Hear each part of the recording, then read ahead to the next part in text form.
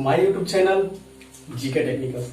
मैं किशोर चंद्रा आप सभी का स्वागत करता हूं अपने आज के इस क्लास पे। पिछले बार हमने इंजन की डेफिनेशन सीखा, आज जानेंगे इंजन का वर्गीकरण, क्लासिफिकेशन ऑफ इंजन।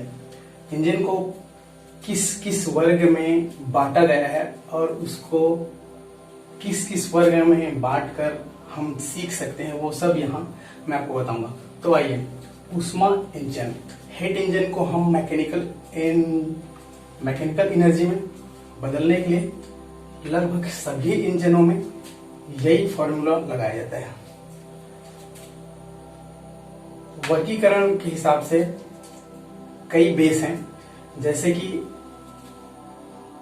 हम बेसिक ऑफ कंबशन के हिसाब से इंजन दो प्रकार के, उस हिसाब से अगर हम ब्लॉक की बात करें तो अलग अलग प्रकार की ब्लॉक के हिसाब से भी उसको बांटा गया है और कूलिंग के हिसाब से भी अलग अलग बांटा गया है। क्योंकि कूलिंग के हिसाब से बेसिक आप कूलिंग की बात करें तो एयर कूलिंग और water cooling plus oil cooling अलग अलग इंजन पाया जाता है। तो इस हिसाब से हम बांट कर देखेंगे और सीखेंगे। तो हीट इंजन को सबसे पहले इंटरनल कंबशन और एक्सटर्नल कंबशन में बांटा गया, सबसे पहले वर्गीकृत करके। इसको हम ईसी और आईसी इंजन के नाम से जानते हैं। एक्सटर्नल कंबशन इंजन और इंटरनल कंबशन इंजन के बारे में आपको पिछले वीडियो में बता चुका हूं। उसके बाद एक्सटर्नल कंबशन इंजन को दो भागों में बांटा गया, तो दो अलग अलग टाइप के इंजन बनाए गए। उसमें एक स्टीम इंजन, एक टरबाइन इंजन आता है। स्टीम इंजन आप जानते हैं रेलगाड़ी वगैरह में इस्तेमाल होता था और टरबाइन पावर प्लांट्स में। उसके बाद से इसका यहीं पे रोक दिया गया, इसके नीचे और इससे नहीं बनाया गया। इंटरनल कंबशन इंजन जो अभी हम लोग जिसके ऊपर बात कर रहे हैं, तो जो हम लोग आजकल गाड़ियों में जो इस्तेमाल होता है वो जो करते हैं वो सभी इंटरनल कंबशन। इसके बारे में आगे आपको डिटेल बताऊंगा। प्लस अभी हम वर्गीकृत करके देख लेते हैं। इंटरनल कंबशन इंजन को स्पार्क इग्निशन और कंप्रेशन इग्निशन इंजन में दो वर्गों में इसको भी बांटा गया। उसके बाद से इस compression ignition engine, spark ignition की बात करें तो ये पेट्रोल इंजन की बात में आता है। पेट्रोल इंजन स्पार्क इग्निशन से ये भी हमें पता चलता है कि जिस इंजन में हम स्पार्क करके इंजन को जलाने का काम करते हैं वो स्पार्क इग्निशन हो। कंप्रेशन इंजन के बात करें तो कंप्रेशन इंजन डीजल इंजनों में इस्तेमाल होता है। कंप्रेस एयर को सिलेंडर के अंदर कंप्रेस करके उसके तापमान को इतना बढ़ा दिया जाता है कि वो उसमें हम डीजल जब स्प्रे करते हैं ऑटोमेटिक आग लग जाती है, और जब उस ब्लास्ट से हमें जो शक्ति मिलती है उससे वो इंजन चलता है। कंप्रेशन इग्निशन इंजन को आगे वर्गीकृत करते हुए diesel engine crude oil engine बनाया गया। उसके बाद क्रूड ऑयल के इंजन को और आगे नहीं बढ़ाया गया है। डीजल इंजन की बात करें तो लास्ट में टू स्ट्रोक और four stroke engine diesel engine का भी बनाया गया। उसके बाद से अगर हम यहाँ से एक्सटर्नल कंबशन इंजन तो खत्म हो गया, प्लस स्पार्क इग्निशन इंजन को आगे बढ़ाते हुए पेट्रोल इंजन और गैसोलीन इंजन बनाया गया। गैसोलीन इंजन को भी यहाँ पे रोक दिया गया, इससे आगे इसको नहीं बनाया गया। उसका पेट्रोल इंजन को हम देखते हैं आगे वर्गीकृत किया गया रेसिप्रोकेटिंग इंजन में और रोटरी इंजन में। रेसिप्रोकेटिंग इंजन जो नॉर्मली अभी इस्तेमाल होता है, रेसिप्रोकेटिंग जिसमें कनेक्टिंग रॉड इस्तेमाल, जिसमें रेसिप्रोकेटिंग मोशन होता है, उसे हम रेसिप्रोकेटिंग इंजन बोलते हैं। रोटरी इंजन वो इंजन है जिसमें ना ही पिस्टन रहता है, ना ही कनेक्टिंग रॉड रहता है, ना ही क्रेंक रहता है, तो भी चल जाएगा। इस इंजन ये बड़ा इंटरेस्टिंग इंजन है, मैं आपको आगे चल के इसके बारे में बताऊंगा। रेसिप्रोकेटिंग इंजन को दो भागों में फिर इसको वर्गीकृत किया, टू स्ट्रोक इंजन और four stroke engine. Two stroke engine और फोर स्ट्रोक इंजन डीजल और पेट्रोल दोनों चक्र हैं, और ये दोनों ही इंटरेस्टिंग सब्जेक्ट है। ऑटोमोबाइल्स की बात करें तो ये दोनों सबसे महत्वपूर्ण है ऑटोमोबाइल्स को जानने के लिए। टू स्ट्रोक इंजन किसने बनाया, फोर स्ट्रोक को किसने बनाया, और इसके चक्र में मतलब कि किसने इसका सिद्धांत है, आगे चल के मैं आपको बताऊंगा। फिलहाल हम क्लासिफिकेशन ऑफ इंजन में इतना ही जानेंगे।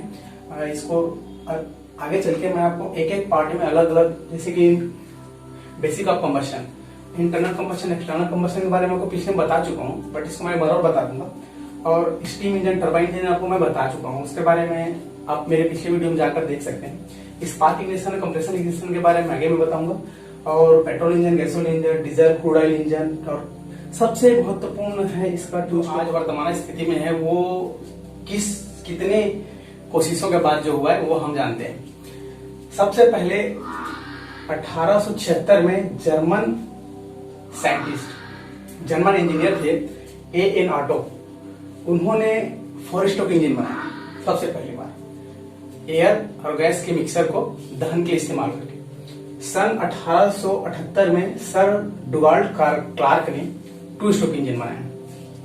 उसके बाद 1885 में वेंज ने, जो अभी प्रसिद्ध मर्सिडीज वेंज जिसे हम बोलते हैं, वेंज ने दहन के लिए बेंजीन को इस्तेमाल किया भाप के रूप में, और उन्होंने अपना प्रसिद्ध वेंज इंजन बनाया था। 1892 में जर्मन वैज्ञानिक रुडोल्फ डीजल ने सीआई कंप्रेशन इग्निशन या डीजल इंजन कहते हैं, सर डुगाल्ड क्लार्क ही सर रुडोल्फ डीजल वो बंदे हैं जिन्होंने डीजल का आविष्कार किया। इन्हीं के नाम पर डीजल को डीजल बोला जाता है। ये वो बंदे थे जिन्होंने पेट्रोल इंजन के जितने भी त्रुटियां हैं उन सबको नजरअंदाज करते हुए या फिर उसको ध्यान में मतलब लाए और उसको सुधारा गया, ताकि और डीजल का एक हैवी इंजन तैयार करने की इनका मंशा जो था वो इसीलिए एक पहले एक ऐसे फ्यूल का इसका पहले वो आविष्कार किए जिससे एक तगड़ा इंजन बनाया जा सकता है। तो इन्हीं के नाम से, रुडोल्फ डीजल के नाम से ही डीजल ईंधन का नाम डीजल पड़ा है। और यही वो बंदे थे जिन्होंने 1892 में diesel engine compression ignition engine का आविष्कार किया। 1930 में पर्किंस ने डीजल का प्रयोग करके, इसी डीजल का प्रयोग करके प्रसिद्ध पी सीरीज इंजन बनाया, जिसके बारे में आपको आगे बताऊंगा। उसके बाद 1950 में गैस टरबाइन इंजन का आविष्कार हुआ। 1954 में वैंकल रोटरी इंजन, मैंने आपको बताया था बिना क्रैंक और बिना जो कैमशाफ्ट वगैरह का, वो यही वैंकल रोटरी इंजन है जो वैंकल ने बनाया था। तो ये इतने सारे कोशिश करने के बाद आज जिस हालत में इंजन है वो सब इन्हीं के देन है, और इतने कोशिशों के बाद आज इंजन ये बन पाया है। ये सारी जानकारी दोस्तों आईटीआई वालों के लिए काफी यूजफुल हो सकता है, क्योंकि ये सारे क्वेश्चंस एग्जाम में पूछे जाते हैं। तो आप चाहें तो इसको नोट कर सकते हैं, या फिर आप चाहें तो बुक से भी लिख सकते हैं, या तो मैं कोशिश करूंगा कि इसकी एक पीडीएफ मैं अपने यूट्यूब चैनल पर प्रोवाइड करूँ आपको। धन्यवाद।